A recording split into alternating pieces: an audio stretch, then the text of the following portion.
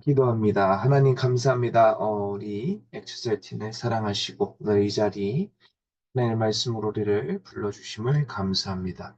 하나님의 말씀은 살아있고 운동력이 있어 저의 날선 어떤 검보다 예리하다고 말씀하신 주님께서 오늘 이 자리 우리에게 그 말씀을 허락하사 오늘 예레미야를 부르셨던 것처럼 우리 엑스셀틴 특별히 전도 제자들을 불러주시고 그 부름에 우리가 응하여 정말 힘을 내고 또한 용기를 얻어 나의 현장 속에 예수가 그리스도 되심을 바르게 증거할 수 있는 제자가 될 수 있도록 인도하여 주옵소서.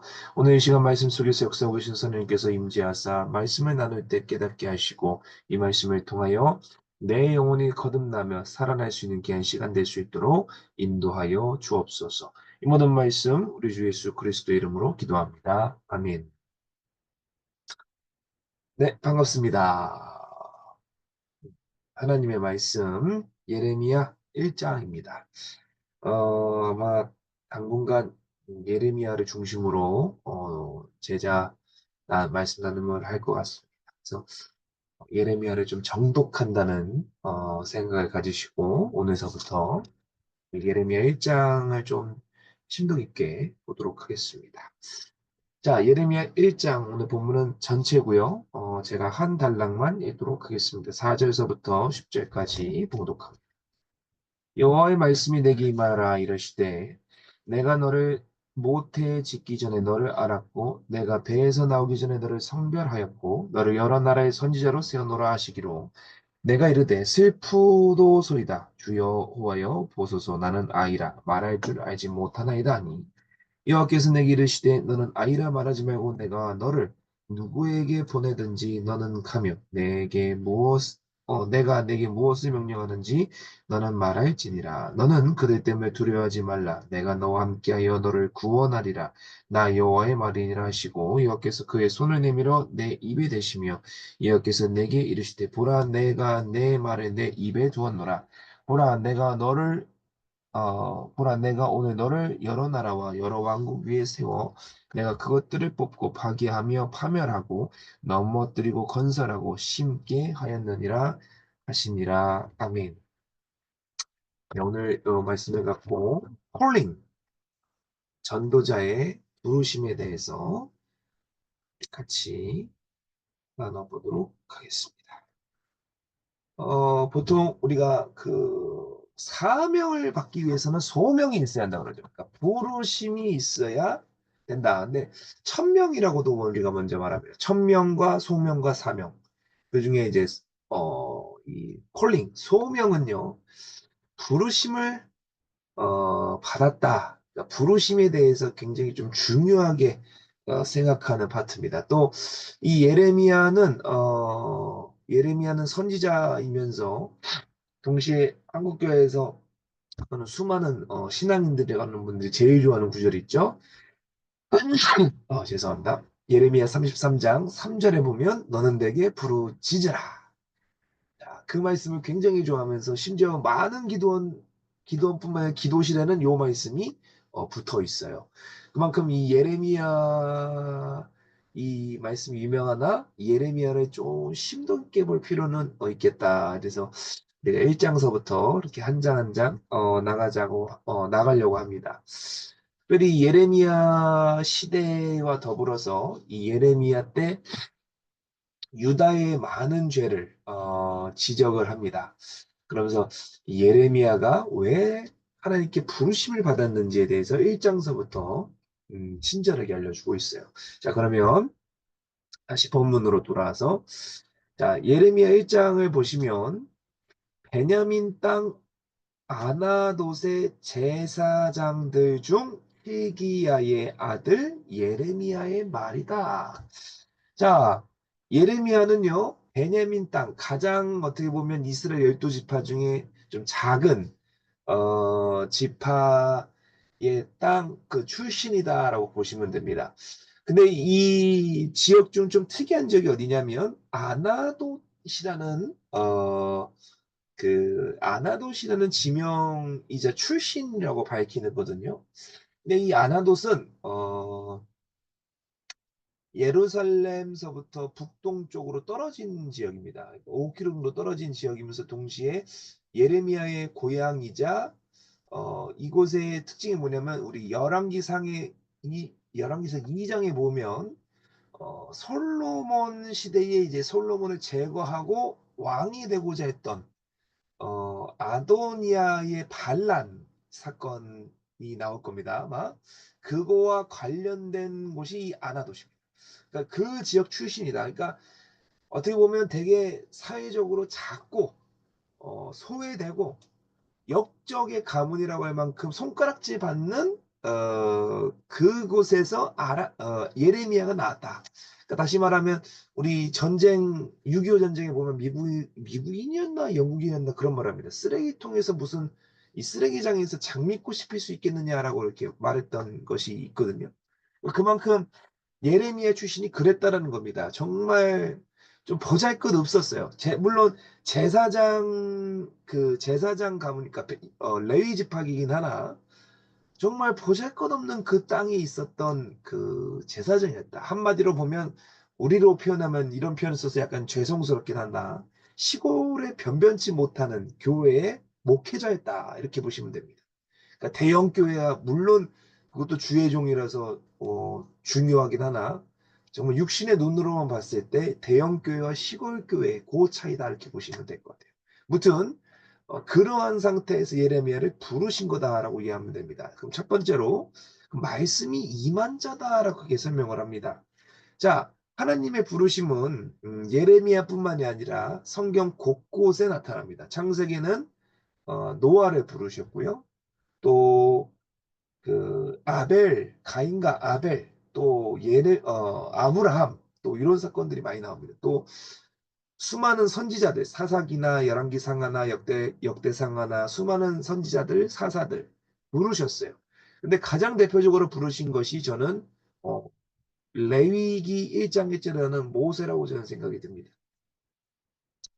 어, 히브리서에 보시면 또 생각이 나서 히브리서 11장에 보면 믿음의 장이라고 합니다. 근데 이 믿음의 장에서 가장 심도 깊게 설명하는 것이 누구냐면 모세예요. 모세. 23절에서부터 하나, 둘, 셋, 넷, 다섯, 여섯, 일곱, 여덟, 일곱 절. 그러니까 23절에서부터 29절까지가 모세에 관련된 이야기입니다. 그 이후서부터는 이제 여리고성이니까 여호수아죠.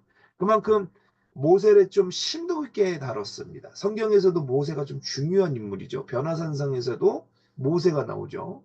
또 모세 오경은 사실상 신약 시대의 성경이라고 하면 모세 오경을 들 정도로 모세가 좀 중요한 인물입니다. 두 번째는 창세기 여기 전도팀하고 다른 전도팀에서 창세기를 한 장 한 장씩 나가고 있는데요. 창세기 한 장 한 장 나가면서 중요한 건 제가 그때 거기서 뭐라 말했냐면 이 모세가 이 창세기를 쓸 때 원독자는 출애굽한 이스라엘 백성이다 이렇게 설명을 하면서 왜 이것을 썼는지에 대해서 굉장히 많이 설명합니다. 그러면서 동시에 모세의 중요성에 대해서 알려주거든요. 모세가 그만큼 유태인들에게는 거의 예수님 다음급 이렇게 생각하시면 됩니다. 근데 중요한 건 뭐냐? 그 대단하다고 말하는 그 인물도 첫 번째 콜링이 있었다라는 거예요. 근데 중요한 건 뭐냐? 레위기 1장 1절의 배경을 보면 뭐냐면요. 그 모세가 십계명을 받기 위해 시내산으로 올라갑니다. 시내산에 올라가서 안 내려오죠. 그때 모세의 형이었던 아론이 뭐 하냐면 금송아지를 짓고 어, 경배하고 춤을 추고 놀아요. 그 장면 때문에 모세가 십계명 두 돌판을 들고 와서 깨버립니다. 그래서 그 다음 장면이 레위기 1장 1절이에요. 그렇게 단절된 것 같은데 레위기 1장 1절에 여호와께서 회막에서 모세를 부르셨다. 그만큼 하나님의 부르심은 중요한 포인트가 되는 겁니다. 터닝 포인트라 그러죠. 전환점. 혹은 영어로 하면 트리거.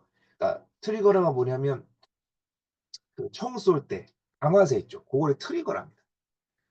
그러한 것이 하나님의 부르심이다. 또 오늘 본문에서도 4절과 5절에 제가 읽었습니다. 하나님의 부르심이 5절에 보니까 모태에 짓기 전에, 배에서 나오기 전에 성별하였다. 에베소 1장에 보시면, 에베소 1장 4절인가요? 에베소 1장 4절. 곧 창세전에 그리스도 안에서 우리를 택하셨다. 그 택하심, 그 부르심이 있었다라는 겁니다. 그걸 로마서 8장 30절에 또 미리 정하신 그들을 부르셨다. 그만큼 하나님의 부르심은 예레미야한테도 중요하지만 오늘 우리 전도자들에게도 굉장히 중요한 겁니다. 그러면서 예레미야 1장 1절과 3절에 보면 예레미야를 소개를 합니다. 그것이 중요한 포인트가 어디냐면 제사장 hilki야의 아들이다. 그러면서 예레미야 뜻이 뭐냐? 여호와께서 자유롭게 하신 자, 또는 뭐 존귀하게 하신 자, 또는 뭐 세우신 자라는 뜻을 갖고 있어요. 그만큼 이 예레미야는 레이 지파이면서, 그 다시 말하면 준비된 자죠. 준비된 자면서 하나님께서 준비하시고 존귀하게 세우신 자다라고 이해하시면 될 것 같습니다. 근데 이 예레미야가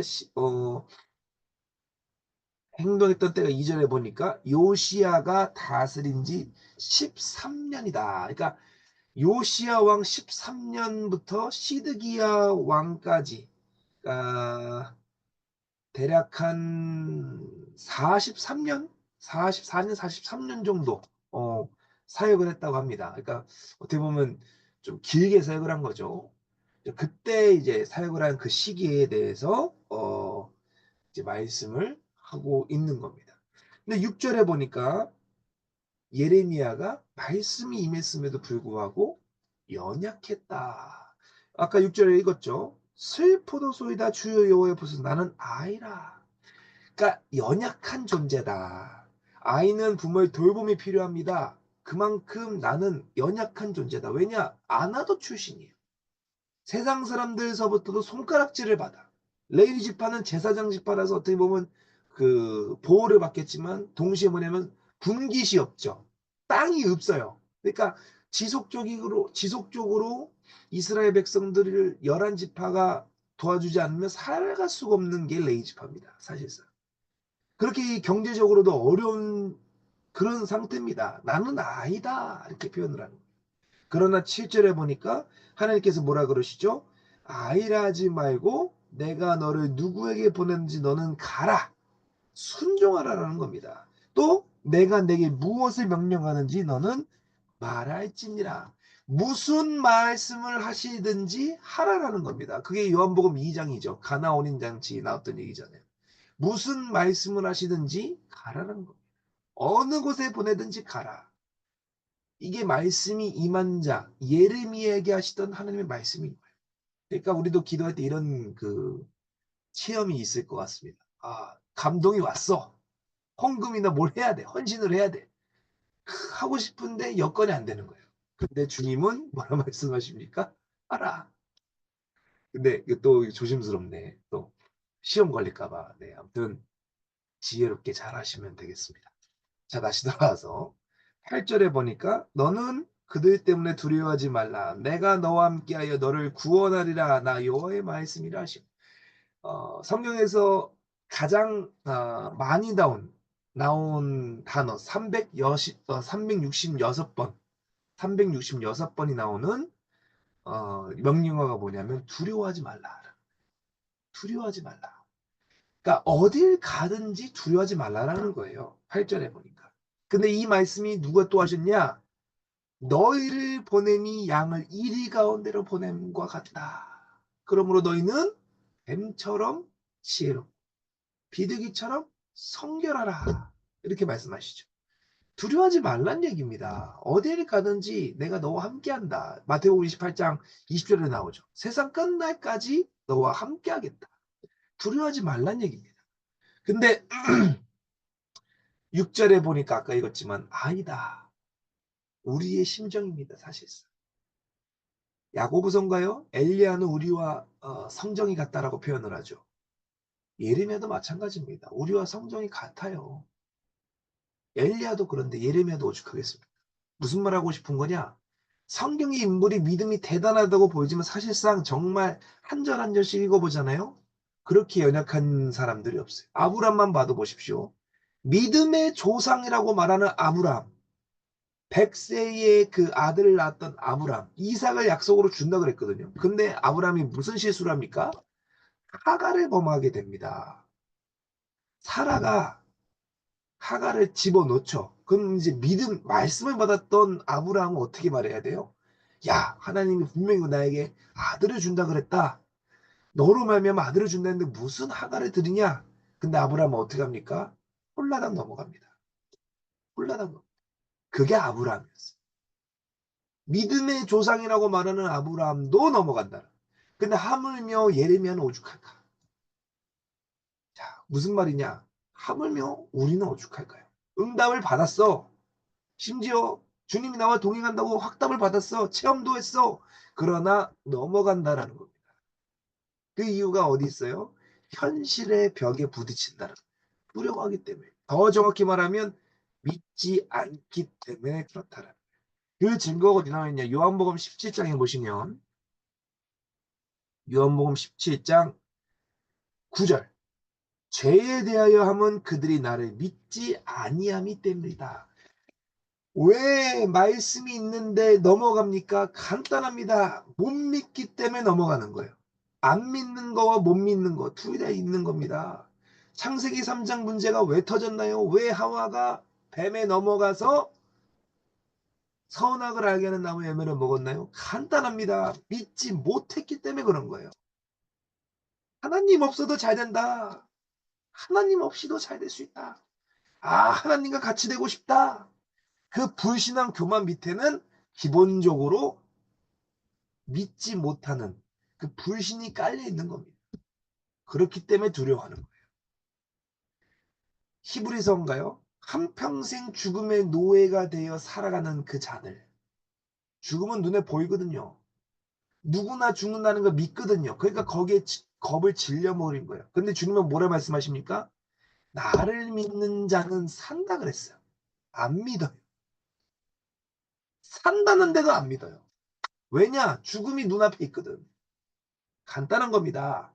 다시 말하면 두려워하지 말라고 말씀하셔요. 근데 우리는 두려워하고 있더라. 근데 9절에 뭐라 말씀하시느냐?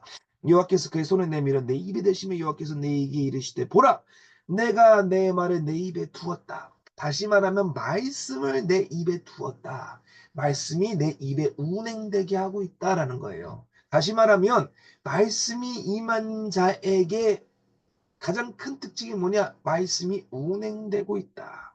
그래서 10절에 뭐라 말씀하십니까? 보라, 보라. 오늘 너를 여러 나라 여러 왕국에 위에 세워 내가 그것들을 뽑고 파괴하며 파멸하고 넘어뜨리고 건설하고 심게 하였느니라. 하나님께서 역사하시는 장면을 그거를 창세기 17장에서는 뭐라 말합니까? 표징이라고 말합니다. 창세기 17장 잠깐 볼까요? 창세기 17장에 잠깐 보시면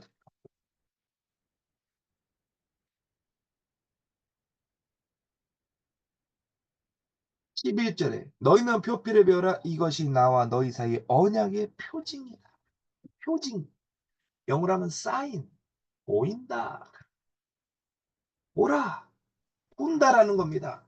다시 말하면 말씀이 임한 자에는 반드시 증거가 따른다. 움직이는 게 보인다라는 거예요. 그게 말씀의 임한 자. 다시 말하면 전도자는요.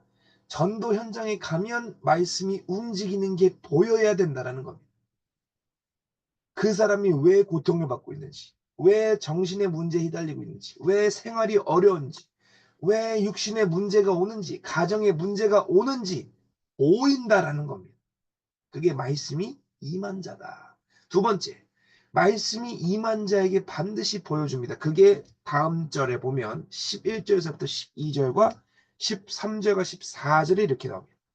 여호와의 말씀이 또 내게 임하니라 이르시되 예레미야 내가 무엇을 보느냐 하시며 내가 대답하되 내가 살구나무 가지를 보나이다. 여호와께서 내게 이르시되 내가 잘 보았도다 이는 내가 내 말을 지켜 그대로 이루려 함이라 하신다. 자, 요거는요 예레미야가 두 가지의 환상을 봅니다. 뭐 그 신비주의처럼 막 그거를 구하라는 게 아니라 환상을 보는데 이 살구나무는 히브리어로 사케드라는 뜻을 갖고 있어요. 표현이 사케드.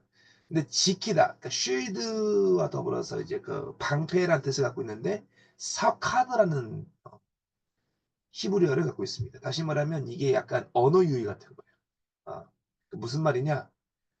이 살구나무를 통해서 하나님이 예레미야에게 말씀하시는 겁니다. 모세도 떨기나무로 말씀을 해주셨죠.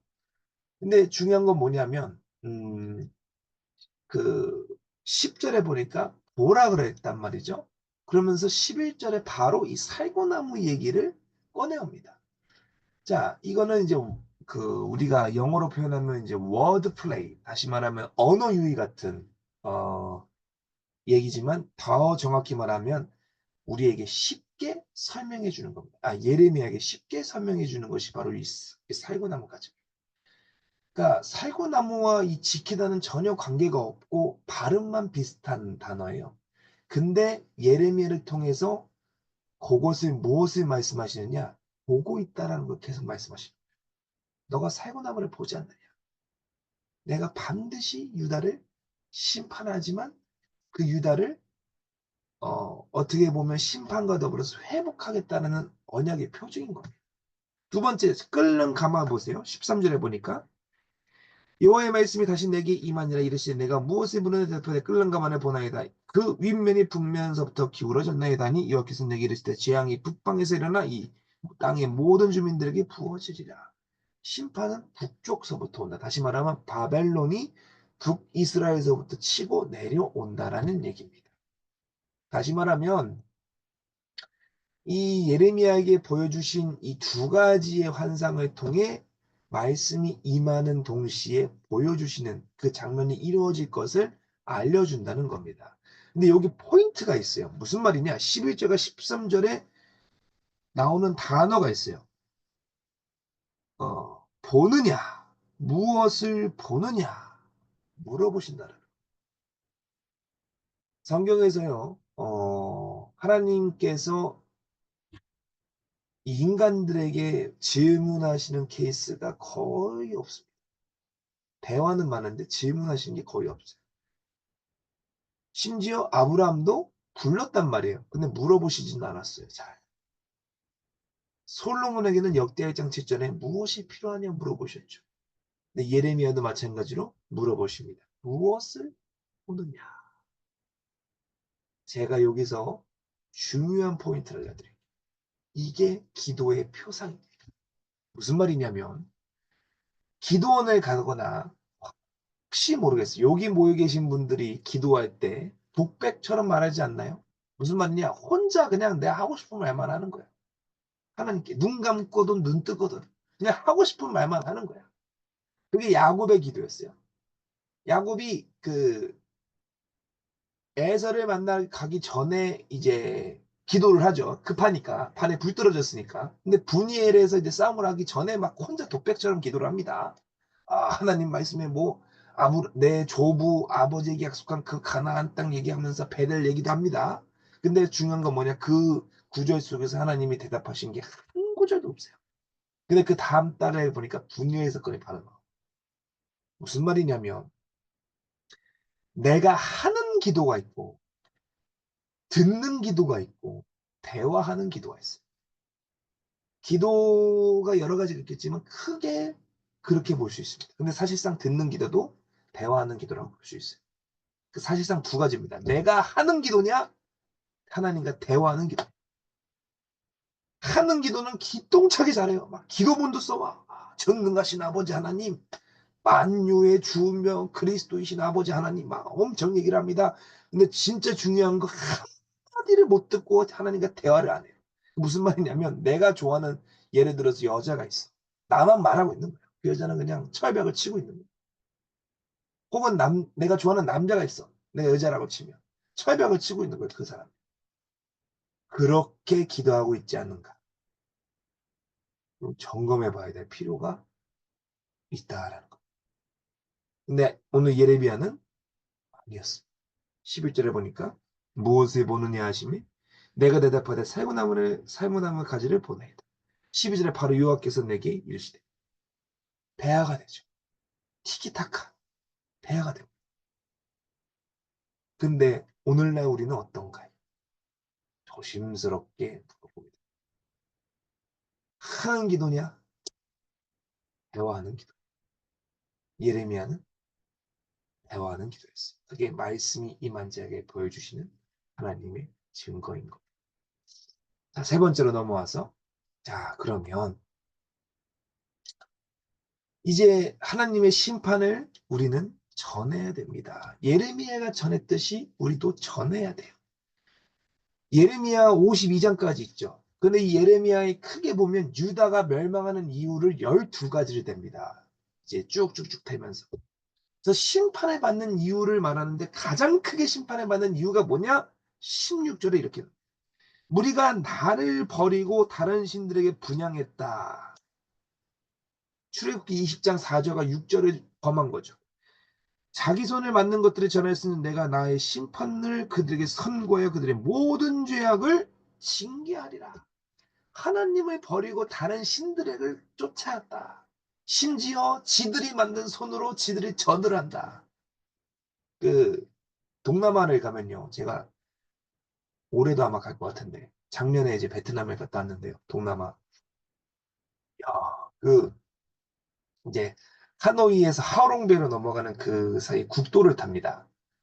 국도를 타면 5개 가게 넘어갈 때마다 근 한 개씩 우상 가게가 있어요. 석고 돌을 뭐 하든 뭐 아무튼 나무를 깎든 주로 이제 돌 석상을 많이 깎아놨는데 무덤이 많다 보니까 우상 가게가 있어. 거의. 야, 깜짝 놀랐어요. 또 베트남에 있는 사원을 이제 가봤는데 거기는 뭐 기본적으로 불교가 깔려 있지만 이상한 뭐 불교가 아닌 신들도 많아요. 성당이라고 하지만 사실상 성당에도 약간 불교 부틱해.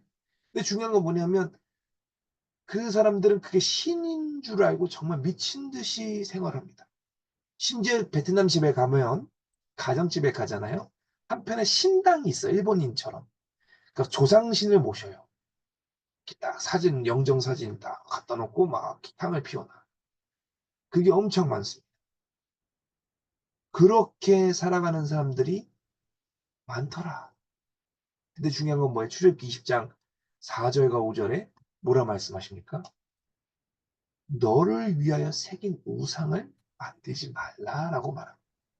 또 하늘에 있는 것이나 땅 아래에 있는 것이나 땅 안에 물속에 있는 어떤 형상도 만들지 말라라고 말해요.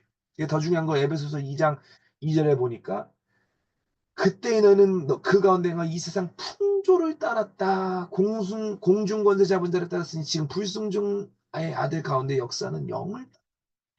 그래서 3절에 육체의 욕심에 따라 육체와 마음에 원하는 것을 하는 본질상 진노의 자녀였다. 그게 유다가 심판받는 가장 근본적인 이유예요. 다시 말하면 오늘날 세상 사람들이 받는 가장 근본적인 이유는 육체와 마음에 원하는 대로 해서 본질상 진노의 자녀 누굽니까? 마귀의 자녀가 됐기 때문에 그래요. 그거를 골로새 3장 5절에 뭐라 말합니까? 그러므로 땅에 있는 지체를 죽이라. 곧 음란과 부정과 사욕과 악한 정욕과 탐심이니 탐심은 우상 숭배다. 이렇게 표현을 하는 거예요. 우상 숭배다. 유다가 심판받는 이유는 우상 숭배인 겁니다.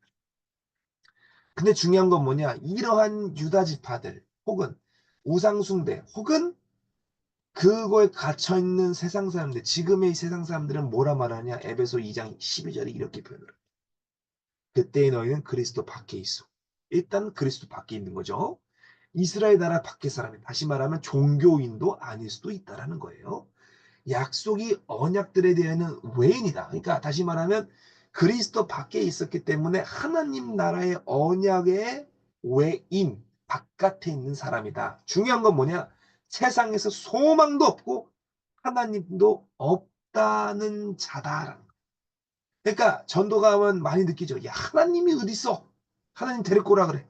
안 보이는데. 이러한 자들이 대부분 여기에 걸려 있다. 근데 중요한 건 뭔지 아십니까? 중요한 거. 급하면 하나님 찾아요. 그게 영적인 존재이기 때문에 그렇습니다. 영적인 존재들은 어쩔 수가 없어요. 누군가를 찾을 수밖에 없어요. 영적인 존재를. 근데 중요한 건 뭐냐? 입에 다 마르고 닳도록 하는 말이 뭐냐? 하나님도 없다. 자, 소망도 없어요. 그래서 이분들이 주로 요러한 사람들이 어디 많이 빠져 있냐면 알코올 중독에 많이 빠져 있습니다. 보시면.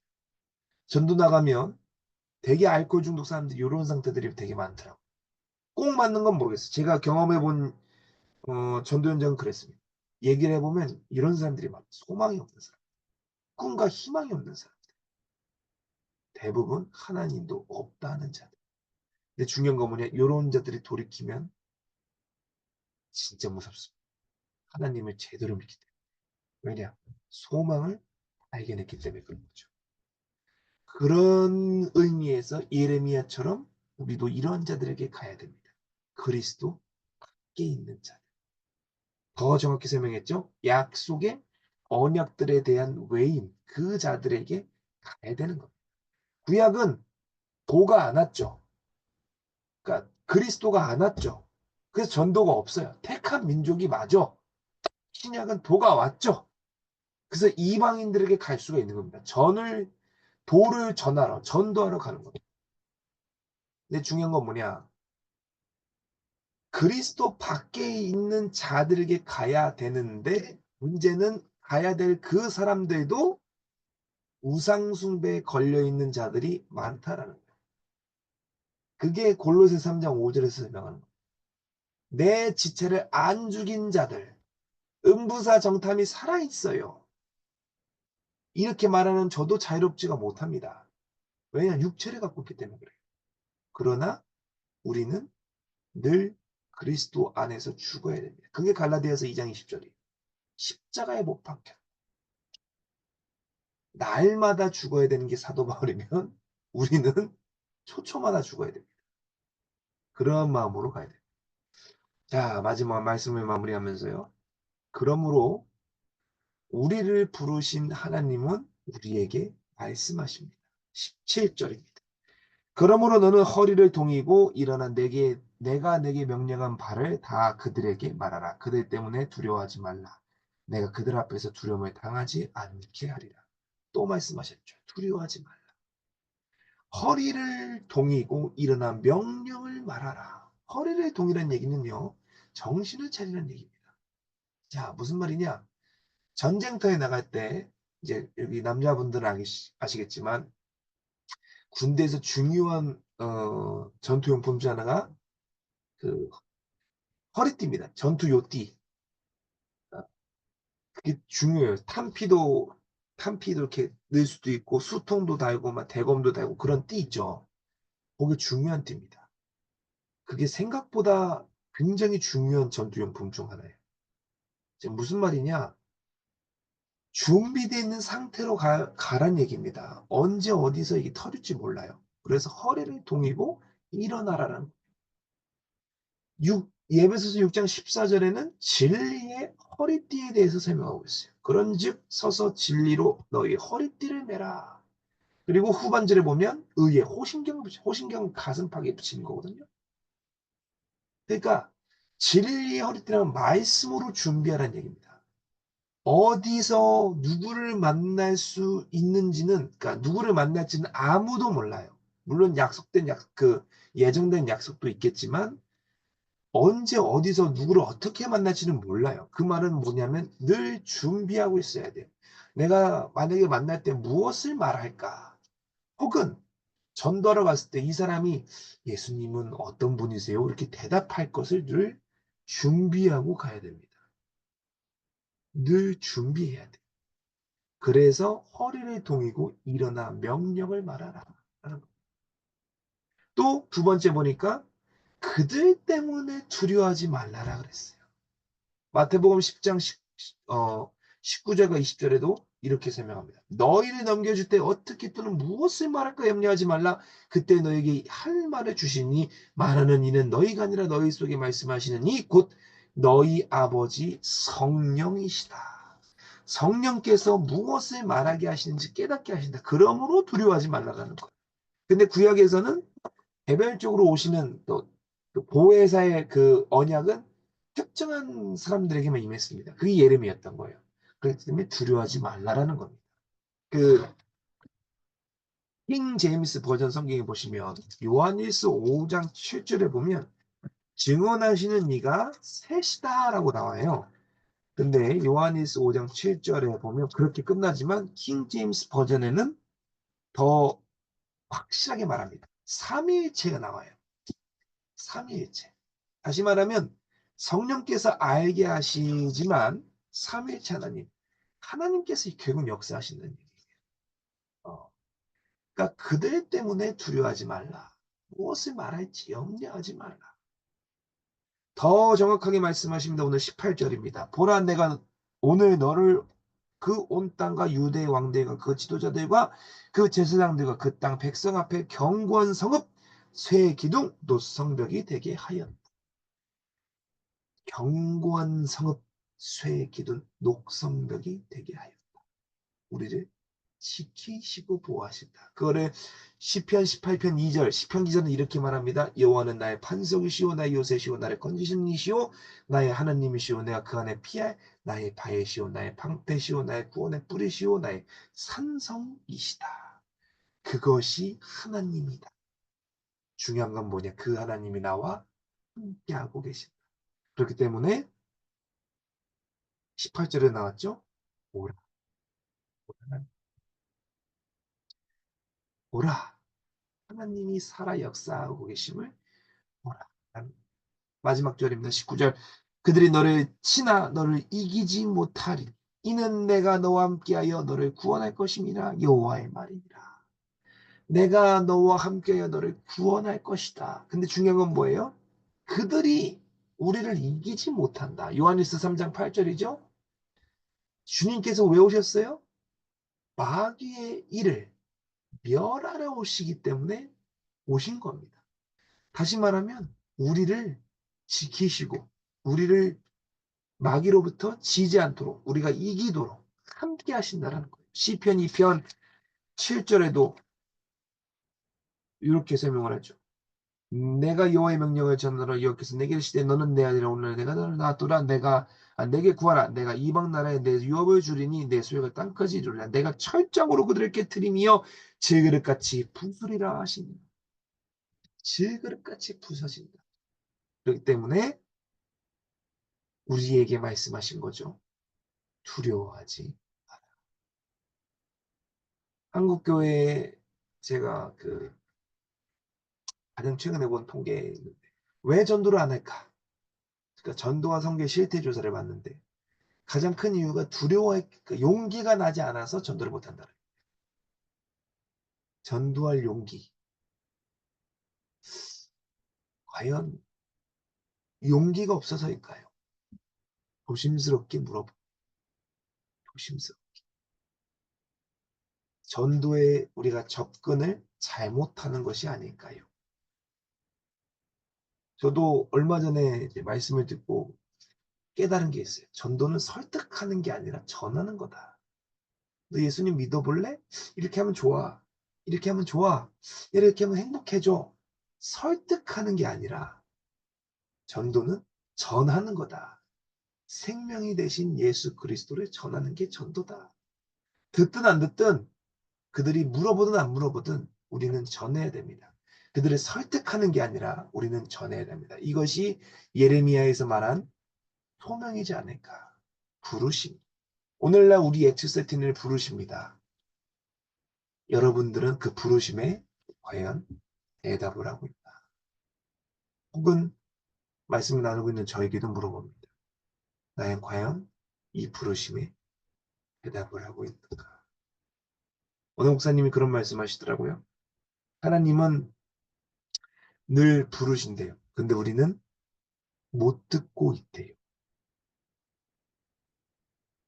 우리의 영이 그만큼 막혀있기 때문에 하나님의 부르심을 듣고 있는 것이 아닐까. 그렇게 말씀하시더라고요. 굉장히 일리가 있는 말씀 같습니다. 주님이 지금도 우리를 부르시고 계신데 과연 우리는 그 부르심에 어떻게 대하고 있나요? 오늘 예레미야 1장을 묵상하면서 한 주간 생각해 봤으면 좋겠습니다. 우리를 부르셨고 예레미야에게도 분명히 말씀하셨죠. 보라! 증거도 보여주고 계세요. 근데 예레미야처럼 두려워하고 있지 않나요? 나의 현장은 어떻게 되고 있나요? 한번 생각해보는 귀한 한 주가 됐으면 좋겠습니다. 기도합니다. 하나님 감사합니다. 오늘 예레미야 1장을 갖고 전도자의 부르심 예레미야에 대해서 같이 나눠봤습니다. 우리도 예레미야가 고백했던 것처럼 아이다 고백합니다.